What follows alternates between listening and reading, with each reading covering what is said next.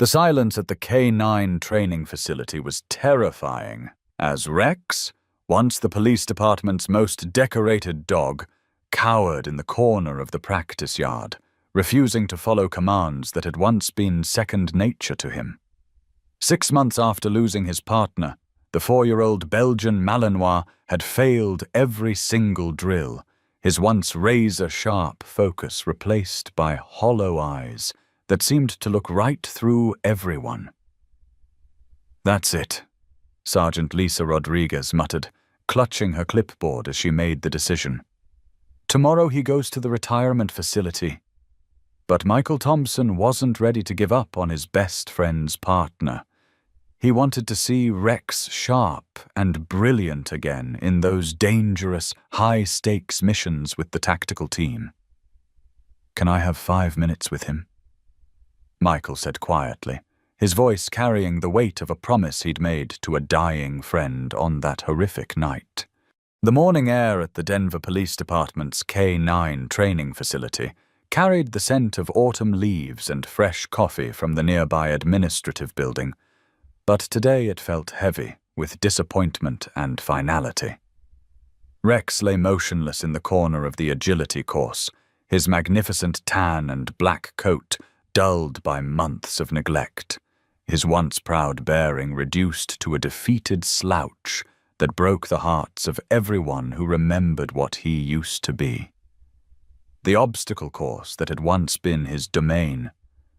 Wooden jumps, tire runs, and scent detection stations now stood like monuments to a glory that seemed irretrievably lost.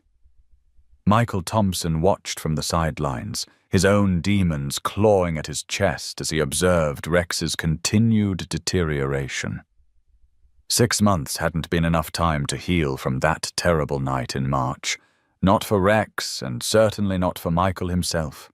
The nightmares still came with clockwork regularity, pulling him from restless sleep, with visions of gunfire and his best friend's voice crackling over the radio one last time.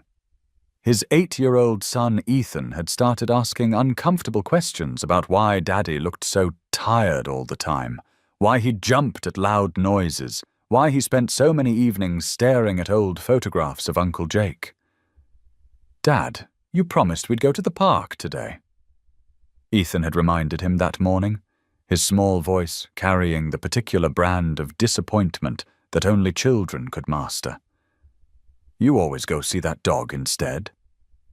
The accusation had stung because it carried more truth than Michael wanted to acknowledge. His visits to Rex had become an obsession, a way of maintaining connection to Jake that was slowly consuming the attention he owed to his living family. Ethan didn't understand why his father seemed more interested in a broken police dog than in throwing a baseball or helping with homework, and Michael struggled to explain something he barely understood himself. Sergeant Lisa Rodriguez had been training police dogs for 15 years, long enough to recognize when an animal was beyond help, and Rex's case seemed hopeless by any measure. She'd tried everything in her considerable arsenal of techniques: positive reinforcement, gentle coaxing, even bringing in specialist animal behaviorists from Colorado State University. Nothing had worked. The dog that had once cleared every obstacle with graceful precision, that had tracked suspects through downtown Denver with the determination of a seasoned detective, now refused to acknowledge even the simplest commands. "I've never seen anything like it," she confided to Officer Sarah Martinez, the young handler who'd recently joined the K9 unit, fresh from the academy. "It's like he's not even here anymore. His body's present, but everything that made him Rex just disappeared." Sarah, ambitious and eager to prove herself in what remained a predominantly male field, had volunteered to work with Rex, despite warnings about his condition. At 26, she possessed the kind of confident energy that department veterans either found refreshing or exhausting, and she'd made no secret of her belief that Rex's problems stemmed from inadequate handling rather than genuine trauma. Maybe he just needs someone who understands modern training techniques, she'd suggested during one particularly frustrating session. Some of the older methods can actually reinforce negative behaviors instead of correcting them. But even Sarah's innovative approaches had failed to reach Rex, and her initial confidence had gradually given way to the same frustrated bewilderment that affected everyone who tried to work with him. The dog that department files described as exceptionally intelligent and responsive had become a living statue, present in body but absent in every way that mattered for a working police animal. The bureaucratic pressure to resolve Rex's situation had been mounting for weeks. Captain Robert Hayes, the department's administrative head, had made it clear that continued resources couldn't be justified for an animal that showed no signs of recovery. Budget constraints and liability concerns trumped sentiment, regardless of Rex's previous service record or the emotional attachments people had formed with him. "I understand everyone's feelings about this dog," Captain Hayes had explained during a tense meeting with the K-9 unit supervisors. "But we can't run a charity for traumatized animals. Either he demonstrates functional capability within the next week, or he goes to the retirement facility. That's final." The ultimatum had prompted Lisa to schedule one last evaluation session, a formal assessment that would determine Rex's future once and for all. If he failed to show significant improvement, the paperwork for his transfer would be completed that afternoon, and he'd be transported to the upstate facility within 48 hours. Michael arrived at the training center just as this final evaluation was beginning, his presence drawing skeptical glances from several department personnel who'd grown tired of his frequent visits. He wasn't a police officer, just a mechanical engineer who'd lost his childhood friend, and some people questioned whether his continued involvement was helpful or merely an indulgence of his own grief. "You again," Sarah Martinez muttered, not bothering to hide her irritation as Michael took his usual position near the fence surrounding the training area. "Don't you have a job to go to?" The comment stung because it reflected a broader skepticism about Michael's qualifications to offer opinions about police dog training. He was an outsider, someone whose understanding of K-9 operations came from friendship rather than professional experience, and his suggestions were often dismissed as the well-meaning but misguided advice of a civilian who didn't truly comprehend the complexities involved. But Michael had learned things about Rex that no formal training manual could teach, insights gained through countless hours spent with Jake and his partner during their off-duty time together. He'd watched them develop their extraordinary bond through patience, consistency, and a kind of mutual respect that transcended the typical handler-dog relationship. Most importantly, he'd been present when Jake first taught Rex the special whistle that had become their private language, a communication method so personal that Jake had never documented it in his official reports. As Rex lay motionless during yet another failed attempt at basic obedience training, Michael felt the familiar weight of guilt and desperation that had haunted him since Jake's death. He'd made a promise to his dying friend, a commitment that felt increasingly impossible to fulfill as Rex continued his descent into dysfunction. But today was different, because today was the last chance, the final opportunity to honor Jake's memory by saving the partner he'd loved more than his own life. "Give me 5 minutes with him," Michael said quietly, his voice carrying the weight of months of accumulated frustration and determination. "Before you make the call to the retirement facility, let me try something that no one else has attempted." Lisa Rodriguez paused in her preparations to document Rex's latest failures, something in Michael's tone causing her to reconsider her planned timeline. She'd known Jake Harrison personally, had worked with him on numerous training exercises, and she'd witnessed firsthand the almost supernatural connection he'd shared with Rex. If anyone possessed insight into the dog's psychological landscape, it might be the man who'd been Jake's closest friend. "What exactly are you planning to do?" Lisa asked, her professional skepticism warring with the desperate hope that flickered in Michael's eyes. Michael hesitated, aware that what he was about to reveal might sound trivial or even foolish to someone who hadn't witnessed its effect firsthand. "Jake taught me Rex's whistle. Not just any whistle, but a specific sequence that was completely personal to them. It was like their secret language, something they developed during their private training sessions." The revelation caught everyone's attention immediately. Police dogs were trained to respond to specific commands and signals, all of which were documented and shared with supervisors and backup handlers. The existence of an undocumented communication method between Jake and Rex suggested a level of personal bonding that went beyond professional partnership, which could explain both the depth of Rex's current trauma and potentially offer a path toward healing.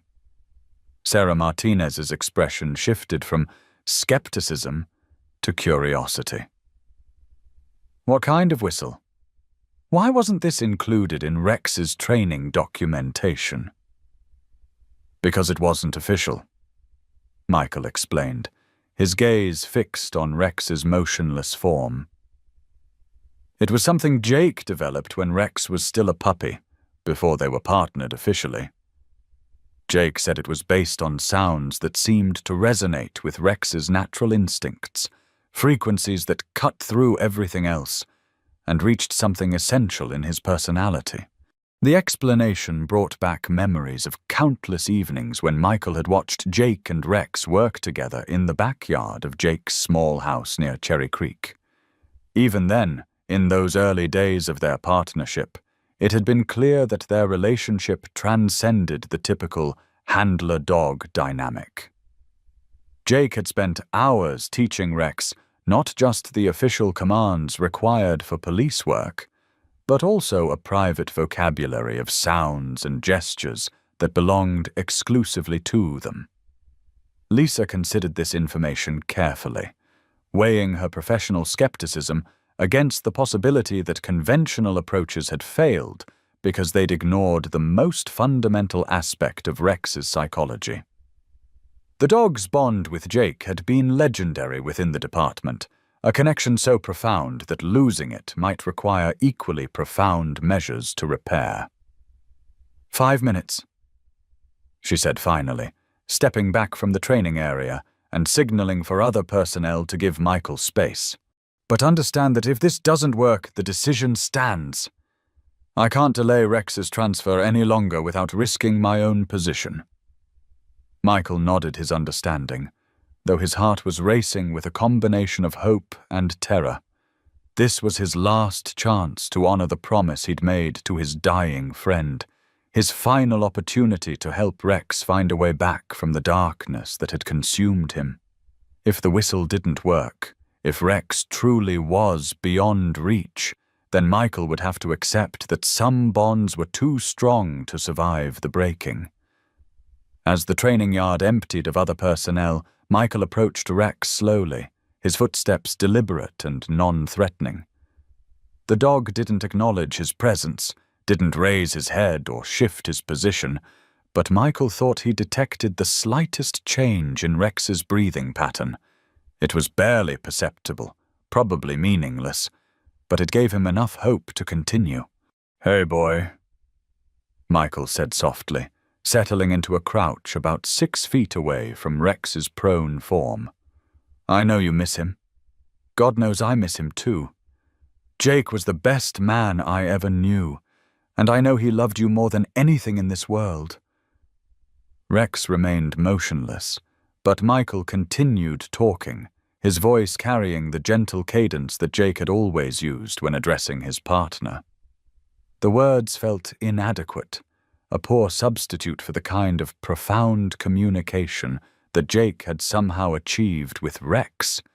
But Michael pressed on, drawing upon memories of countless conversations with his best friend about the nature of loyalty, loss, and the responsibility that came with loving something completely. "He asked me to take care of you, Rex," Michael continued, his voice barely above a whisper.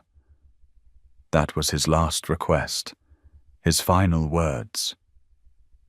"And I've been trying, but I don't think I've been doing it right. I've been trying to help you forget, when maybe what you need is to remember."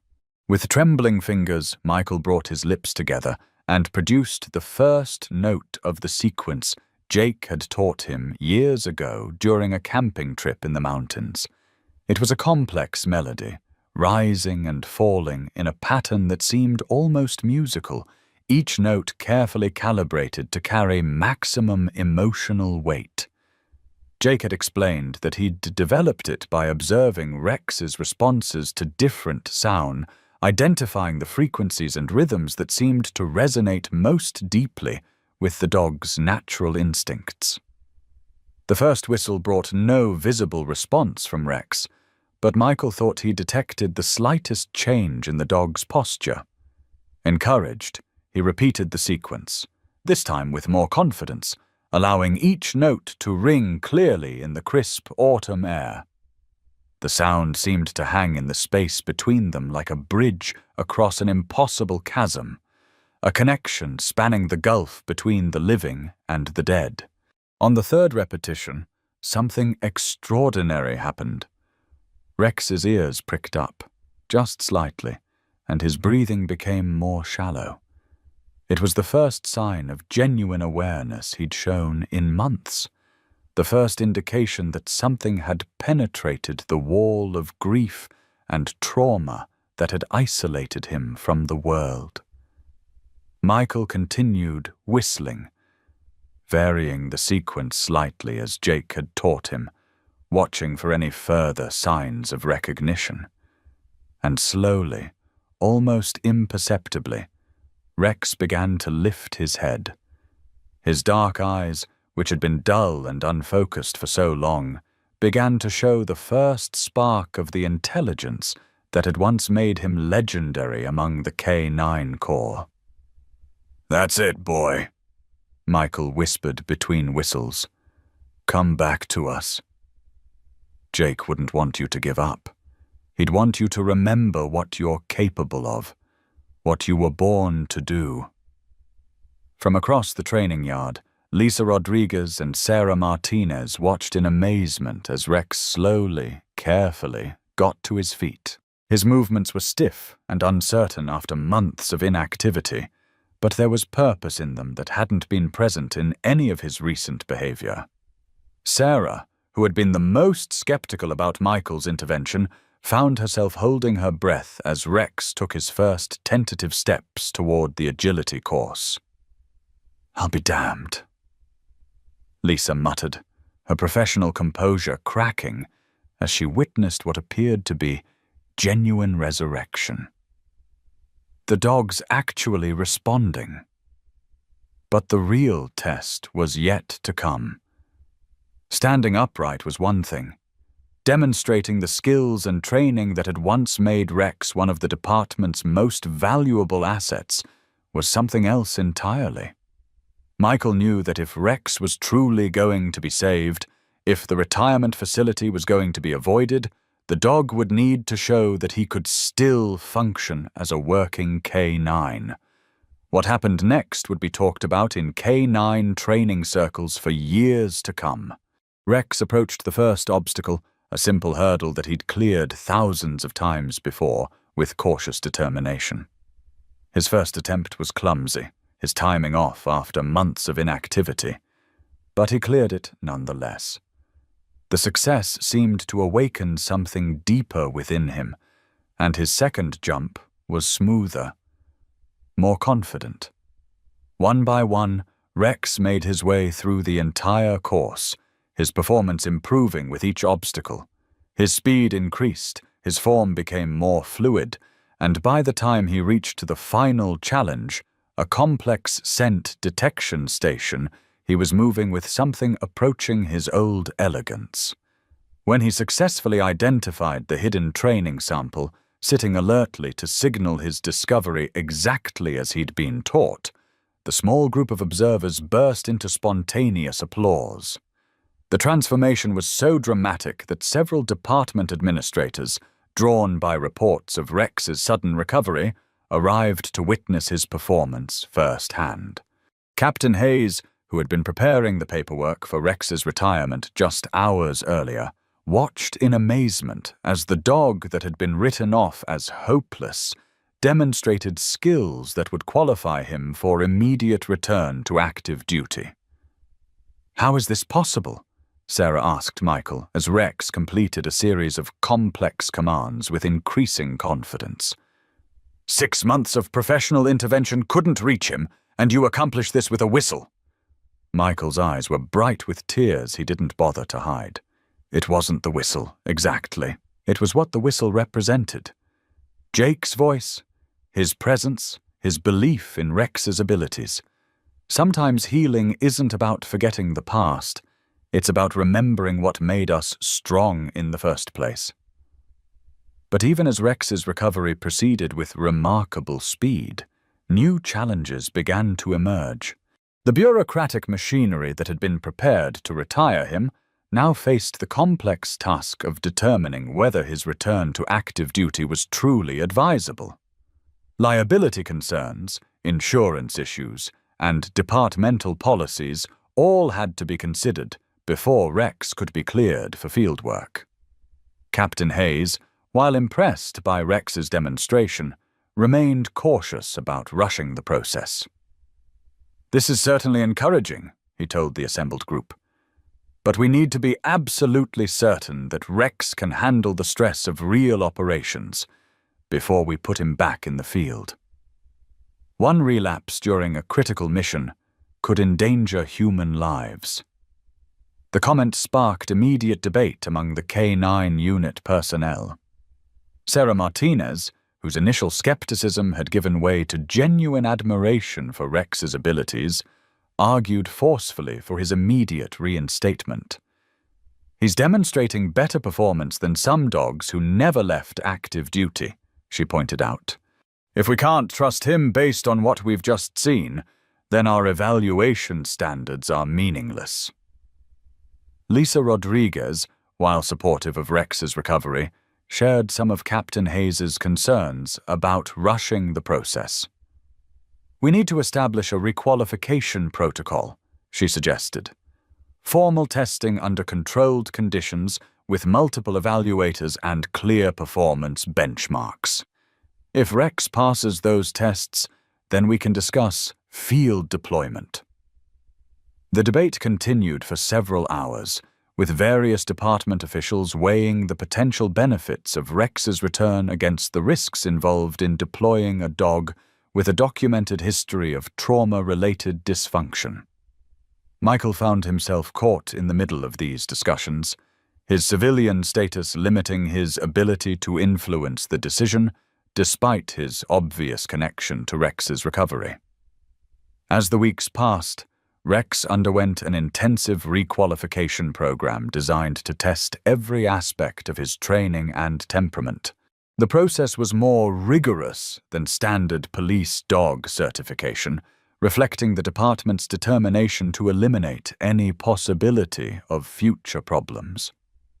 Rex passed each test with flying colors, demonstrating not only his technical skills, but also the psychological stability that had been absent during his period of dysfunction.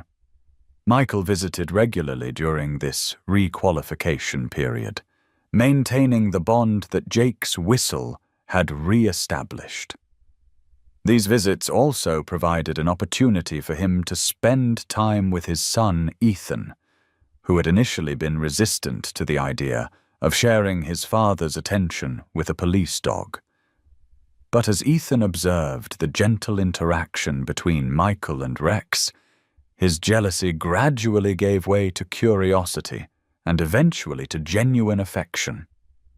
"He's really smart, isn't he, Dad?" Ethan observed during one of their visits, watching Rex navigate a complex obstacle course with effortless grace. Is that why Uncle Jake loved him so much? The question provided Michael with an opportunity to help his son understand the relationship between humans and working animals, the bonds that could develop between partners who trusted each other completely. As Ethan's understanding grew, so did his appreciation for Rex's significance in his father's life. And eventually, the boy began referring to Rex as our dog, rather than simply Dad's dog. Rex's official return to active duty came 4 months after his dramatic recovery at the training facility. He was partnered with Sarah Martinez, who had requested the assignment despite initial reservations about working with a dog who had experienced such severe trauma. Their partnership began cautiously, with routine patrols and low-risk assignments designed to rebuild Rex's confidence in field situations. The early missions proceeded smoothly, with Rex demonstrating the same exceptional abilities that had made him legendary during his partnership with Jake. His scent detection skills remained sharp, his obedience was flawless, and his courage in potentially dangerous situations seemed undiminished by his period of dysfunction. Sarah found herself developing the same kind of deep bond with Rex that Jake had enjoyed, though she was careful to respect the memory of his previous handler. But it was during a routine drug investigation, 6 months after his return to duty, that Rex's recovery faced its most serious test. The Denver Police Department had received intelligence about a suspected methamphetamine laboratory operating in an abandoned warehouse district on the city's east side, the same area where Jake had been killed. The similarities to that tragic night were unmistakable, and as the tactical team prepared for the raid, everyone involved was acutely aware of the psychological pressure that Rex might experience. Michael, who had left his engineering job to join the police department as a civilian K-9 trainer, was part of the support team for the operation. His presence provided additional reassurance for Rex, whose bond with Michael had become an important part of his psychological stability. As they approached the target location, Michael could see signs of tension in Rex's behavior, subtle changes in posture and breathing that suggested the dog was struggling with traumatic memories. "Maybe we should use a different dog for this one," Sarah suggested, noticing the same signs that had caught Michael's attention.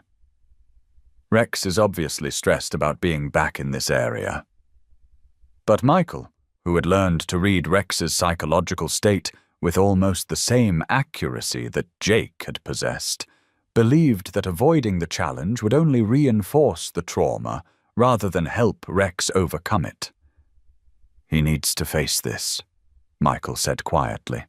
"Running away from difficult situations will only make them more powerful." The decision to proceed with Rex as the primary detection dog proved to be both correct and tragic.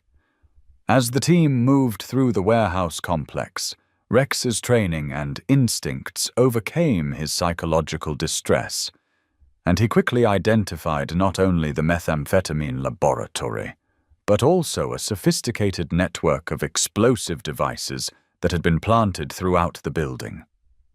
His discovery prevented what would have been a catastrophic ambush, saving the lives of 12 police officers and federal agents. But the cartel operatives responsible for the laboratory had prepared for the possibility of police intervention, and as the tactical team moved to secure the facility, gunfire erupted from multiple positions.